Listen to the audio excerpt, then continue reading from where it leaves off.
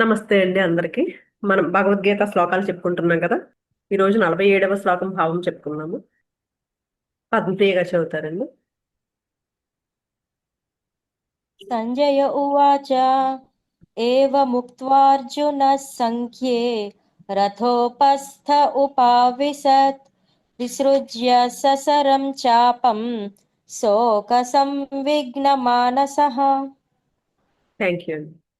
సంజయుడు అంటున్నాడు, ఇలా పలికిన అర్జునుడు విషాదంతో నిండిన మనస్సుతో యుద్ధభూమిలో తన ధనుర్బాణాలను విడిచి రథం వెనక భాగంలో కూర్చున్నాడు. ఇంతవరకు అర్జునుడి భావాలను అర్జునుడి నోటి మీదుగా విని తెలుసుకున్నాము. ఇప్పుడు అర్జునుడి చర్యలను సంజయుడి నోటి మీదుగా తెలుసుకుందాము. హస్తినాపురంలో ధృతరాష్ట్రుని ఆంతరిక మందిరంలో ధృతరాష్ట్రునికి యుద్ధ విశేషాలను వినిపిస్తున్న సంజయుడు యుద్ధరంగంలో ప్రస్తుతం ఉన్న అర్జునుడి పరిస్థితిని వర్ణిస్తున్నాడు. యుద్ధరంగంలో అడుగు పెట్టేంత వరకు అర్జునుడిలో ఏ సందేహాలు లేవు, ఏ విషాదము లేదు. కానీ భీష్మ ద్రోణులను చూడగానే మమకారంతో బాధించబడ్డాడు. దానితో శోక సంవిగ్ధ మానసుడయ్యాడు.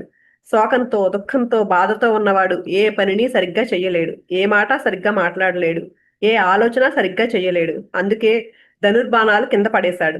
ఇక ఎట్టి పరిస్థితుల్లోనూ యుద్ధం చెయ్యనుగాక చెయ్యను, ఇక నా వల్ల కాదు అని నిష్కర్షగా తెలియచేస్తూ రథోపస్థుడు అయ్యాడు. రథోపస్థుడు అంటే భారతకాలం నాటి రథాలు ఒక పద్ధతిలో ఉంటాయి. ముందు భాగంలో సారథి కూర్చునే చోటు పల్లంగా ఉంటుంది. సారథికి వెనుక రధికుడు నిలబడే చోటు కొద్దిగా ఎత్తుగా ఉంటుంది. ఇంకా ఆ వెనక కొంత చోటు పల్లంగా ఉంటుంది. ఆ ప్రదేశంలో యుద్ధానికి అవసరమైన ధనుస్సులు, అమ్ముల పొదలు, కత్తులు, గదలు మొదలైన ఆయుధాలు ఉంటాయి. వీటిని అందించడానికి ఒక సేవకుడు అక్కడ కూర్చుంటాడు. ఆ సేవకుడు కూర్చునే చోటుని రథోపస్థం అంటారు. అక్కడ కూర్చున్న వారిని రథోపస్థుడు అంటారు. అతనిపై ఎవ్వరూ బాణప్రయోగం చేయరు. అతడు యుద్ధం చేయడు. ఇది యుద్ధ నియమము. ఇప్పుడు అర్జునుడు తన స్థానాన్ని వదిలి సేవకుడు కూర్చునే స్థలంలో కూర్చున్నాడు. అంటే యుద్ధం చెయ్యను అని స్పష్టం చేస్తున్నాడు.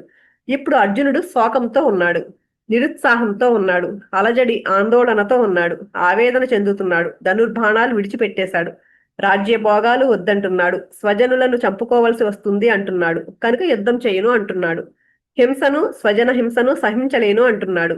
అహింసయే శ్రేష్టము అంటున్నాడు.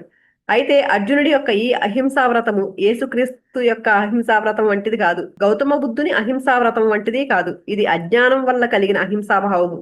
అహింస కూడా జ్ఞానికే చెల్లుతుంది. అజ్ఞాని యొక్క అహింస అహింస కాదు, అది హింసే అవుతుంది. దీనికి ఉదాహరణగా ఒక కథ చెప్పుకుందాం. ఒక గ్రామంలో పరమ అహింసావాది అయిన ఒక వ్యక్తి ఉండేవాడు. చేమకు కూడా అపకారం చేయడు. ఒకరోజు పొరుగున ఉన్న గ్రామానికి ప్రయాణం అయ్యాడు. చెరువు గట్టు మీదుగా వెళ్తున్నాడు. ఒక చేప ఒడ్డున పడి గిరగలా కొట్టుకుంటుంది. ఈయన హృదయం విలవిల్లాడింది. కరుణా స్వభావుడు, అహింసావాది అయిన ఆ వ్యక్తి ఆ చేప బాధను చూడలేకపోయాడు. వెంటనే అతడు దాన్ని పట్టుకుని ఇంటికి తీసుకొచ్చాడు. ప్రయాణం మానుకున్నాడు. దానిని ఒక పరుపు మీద పడుకోబెట్టి విసనకర్రతో విసురుతూ పరిచర్యలు చేస్తున్నాడు. పాపం అది ఎంత ఆకలిగా ఉందో అని దానికి వేడివేడి పాలు తాగించాడు. దాంతో ఆ చేప ఉక్కిరి బిక్కిరి పరలోకానికి టపాకట్టింది. ఆయన అహింసా వ్రతం అలా ఏడ్చింది. దానిని ఆ చెరువు నీటిలోనే వేస్తే అది హాయిగా ఉండేది. తాను చక్కగా ప్రయాణం కొనసాగించేవాడు.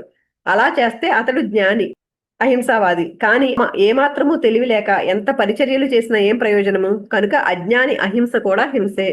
ఇక్కడ అర్జునుడు కూడా అలాంటి అజ్ఞానంతో అహింసావాదాన్ని ముందుకు తెచ్చాడు. దుర్మార్గులు, పాపాత్ములు, పరధనాపహరణ ఎందు ఆసక్తి కలవారు, ఎన్నో అకృత్యాలు చేసిన వారు, వీళ్ళంతా తన వారని, బంధువులని, స్వజనులు అని విడిచిపెడితే వాళ్ళు ఇంకా ఎన్నో అకృత్యాలు చేస్తారు, ఎందరికో అపచారాలు చేస్తారు. అప్పుడు నీ అహింసావ్రతం కాస్త హింసావ్రతం అయిపోతుంది. శరీరంలో చెడిపోయిన, కుళ్ళిపోయిన భాగం మిగిలిన ఇతర భాగాలను, అవయవాలను చెడగొట్టకుండా ఉండాలంటే ఆ చెడిపోయిన భాగాన్ని ఆపరేషన్ చేసి తీసేయాలి. ఇదే భగవంతుడు చెయ్యమన్నది. పరమాత్మ విశ్వరూపుడు. ఈ విశ్వమంతా ఆయన దేహమే. పరమాత్మ శరీరంలో దురాత్ములైన దుర్యోధనాదులు ఒక అవయవము, ధర్మాత్ములైన పాండవులు మరొక అవయవము, దేవతలు, రాక్షసులు, యక్ష, కిన్నర, కింపురుషులు మరికొన్ని అవయవాలు, జంతు, పక్షి, క్రిమి, కీటకాలు, వృక్షాలు మొదలైనవి మరికొన్ని అవయవాలు. ఈ బ్రహ్మాండమంతా ఆయన శరీరమే. అందులో దుర్యోధనాదులు అనే ఒక అవయవము చెడిపోయింది. సంధి ప్రయత్నము అనే మందు వేసి బాగు చేయటానికి చూశాడు శ్రీకృష్ణుడు. కానీ ఫలితం లేకపోయింది. కాబట్టే ఆ అవయవాన్ని యుద్ధము అనే ఆపరేషన్ చేసి తీసేసి మిగిలిన అన్ని అవయవాలను, శరీరాన్ని కాపాడాలి అనుకుంటున్నాడు. కానీ అర్జునుడు లాంటి అజ్ఞాని అమ్మో ఇది నా చెయ్యి కదా, నా కాలు కదా, నా విరేలు కదా అనే మమకారంతో ఆపరేషన్కి ఒప్పుకోడు. దానికి ఎన్నో కారణాలు చెప్తాడు. ఆపరేషన్ చేసేటప్పుడు ఎంతో నొప్పి కదా, రక్తం చాలా పోతుంది కదా, తర్వాత ఏదన్నా పని చేయాలంటే చెయ్యి లేకపోతే ఎలా, వేలు లేకపోతే ఎలా అని ఎన్నో సాకులు చెప్తాడు. జీవహింస పాపము అంటాడు.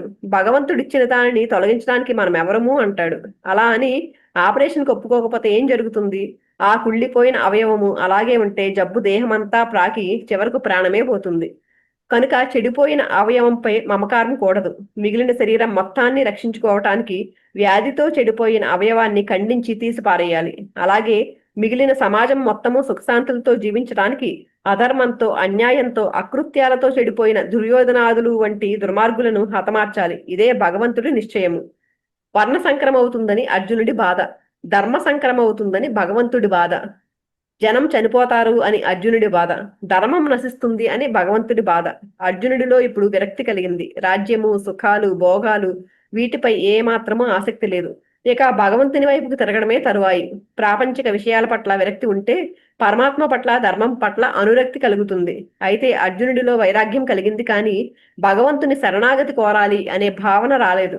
శరణాగత భావన కలిగితే కానీ జ్ఞాన బోధన ప్రారంభించే వీలు లేదు. అందుకే శ్రీకృష్ణుడు ఇక మౌనం వేడాలి అనుకుంటున్నాడు. అర్జునుడిలో శిష్య భావన కలిగించి శరణాగతుణ్ణి చేసుకోవటానికి చివాట్లు పెట్టి అతడి మనోబుద్ధులు సరిచెయ్యాలి అనుకున్నాడు. దాంతో అర్జునుడు శరణాగతుడు కావడము భగవానుడి జ్ఞానబోధ 2వ అధ్యాయంలో చూస్తాము.